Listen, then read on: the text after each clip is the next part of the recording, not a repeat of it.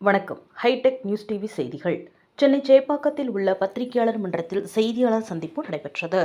அப்போது செய்தியாளர்களிடம் பேசிய ஒருங்கிணைந்த வேளாளர் வெள்ளாளர் சங்கங்களின் கூட்டமைப்பு சார்பாக 42 உட்பிரிவு நிர்வாகிகள் கலந்து கொண்டு செய்தியாளர்களிடம் பேசினர். அப்போது அவர்கள் தெரிவித்திருப்பதாவது: வருகின்ற சட்டமன்ற தேர்தலில் எங்கள் சமூகத்தை சார்ந்தவர்களுக்கு அதிக இடங்கள் அனைத்து கட்சிகளும் கொடுக்க வேண்டும் என்ற பொதுவான கோரிக்கையை நாங்கள் முன்வைக்கின்றோம்.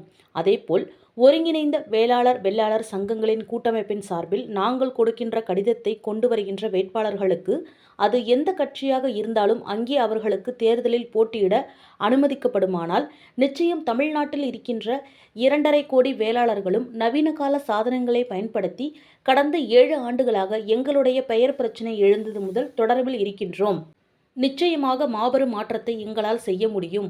ஒரு மௌன புரட்சியாகவே இதை நாங்கள் இந்த முறை செய்து காட்ட இருக்கின்றோம் என்பதை அனைத்து கட்சிகளுக்கும் ஒரு வேண்டுகோளாக நாங்கள் விடுக்கின்றோம் என்று இந்த செய்தியாளர்கள் சந்திப்பில் அவர்கள் தெரிவித்தனர்.